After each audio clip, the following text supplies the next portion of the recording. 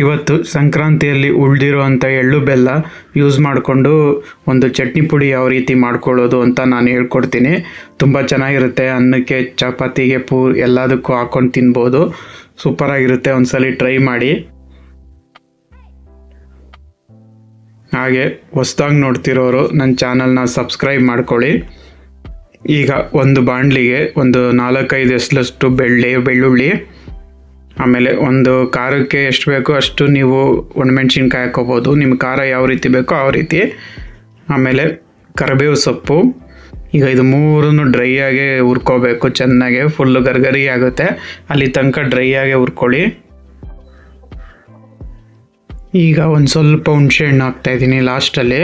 ಇದು ಬೇಗ ರೋಸ್ಟ್ ಆಗುತ್ತೆ, ಅದಕ್ಕೆ ಲಾಸ್ಟಲ್ಲಿ ಹಾಕ್ಕೊಳ್ಳಿ ಹುಣಸೆಹಣ್ಣ. ಈಗ ಅದನ್ನು ಚೆನ್ನಾಗಿ ಫ್ರೈ ಆಗಲಿ ಇದ್ರ ಜೊತೆಗೆ. ನೋಡಿ, ಈಗ ಇದು ಫ್ರೈ ಆಗಿದೆ. ನೋಡಿ, ಸಂಕ್ರಾಂತಿಯಲ್ಲಿ ಉಳಿದಿರೋ ಅಂಥ ಎಳ್ಳು ಬೆಲ್ಲ ಮತ್ತು ನೀವು ಇವಾಗ ಹುರ್ಕೊಂಡಿರೋ ಅಂಥ ಮೆಣಸಿನ್ಕಾಯಿ, ಬೆಳ್ಳುಳ್ಳಿ ಎಲ್ಲ ಉಳ್ಕೊರವಲ್ಲ, ಅದು ಈಗ ಅದೆಲ್ಲ ರುಬ್ಬಬೇಕು. ಈಗ ಒಂದು ಮಿಕ್ಸಿ ಜಾರಿಗೆ ಎಲ್ಲನೂ ಹಾಕ್ಕೊಳ್ಳಿ.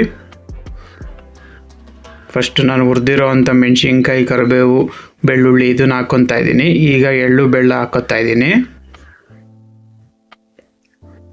ತುಂಬ ಚೆನ್ನಾಗಿರುತ್ತೆ ರುಚಿ. ಸುಮಾರು ಉಳಿದಿದ್ರೆ ನೀವು ಈ ಥರ ಮಾಡ್ಕೋಬೋದು, ಏನು ತೊಂದರೆ ಇಲ್ಲ. ಚಪಾತಿಗೆ, ಅನ್ನಕ್ಕೆ ಎಲ್ಲ ಆಗುತ್ತೆ ತಿನ್ನೋದಕ್ಕೆ. ಈಗ ಒಂದು ಸ್ವಲ್ಪ ಉಪ್ಪು. ಈಗ ಇದನ್ನು ತರ್ತರಿಯಾಗೆ ಪೌಡ್ರು ಮಾಡ್ಕೊಳ್ಳಿ. ನೋಡಿ, ರೆಡಿಯಾಗಿದೆ. ಇದೇ ಥರ ತರ್ತರಿಯಾಗೆ ಮಾಡ್ಕೋಬೇಕು. ತುಂಬ ನೈಸಾಗಿ ಮಾಡ್ಕೊಳಕ್ಕೆ ಹೋಗಬೇಡಿ, ತಿನ್ನೋದಕ್ಕೆ ಚೆನ್ನಾಗಿರಲ್ಲ. ಇದೇ ಥರ ತರ್ತರಿಯಾಗಿ ಮಾಡ್ಕೊಳ್ಳಿ. ನೋಡಿ, ಅನ್ನದ ಜೊತೆಗೆ ಸೂಪರಾಗಿರೋ ಚಟ್ನಿ ಪುಡಿ ತಯಾರಾಗಿದೆ. ನೀವು ಚಪಾತಿ ಜೊತೆನೂ ತಿನ್ಬೋದು. ಒಂದ್ಸಲಿ ಮಾಡ್ಕೊಳ್ಳಿ, ಎಷ್ಟು ರುಚಿಯಾಗಿರುತ್ತೆ ಅಂತ ನಿಮಗೆ ಗೊತ್ತಾಗುತ್ತೆ. ಅದಕ್ಕೆ ಮಾಡಿಕೊಂಡು ಹೇಗಿದೆ ಅಂತ ಕಮೆಂಟ್ ಬಾಕ್ಸಲ್ಲಿ ತಿಳಿಸಿ. ಹಾಗೆ ಹೊಸ್ದಾಗಿ ನೋಡ್ತಿರೋರು ನನ್ನ ಚಾನಲ್ನ ಸಬ್ಸ್ಕ್ರೈಬ್ ಮಾಡ್ಕೊಳ್ಳಿ. ತುಂಬ ಇದೇ ಥರ ತುಂಬ ಅಡುಗೆ ಇದೆ, ಹೋಗಿ ಒಂದ್ಸಲಿ ವಿಸಿಟ್ ಮಾಡಿ ನನ್ನ ಚಾನಲ್ನ. ಹೀಗೆ ಸಪೋರ್ಟ್ ಮಾಡ್ತಾಯಿರಿ. Thank you.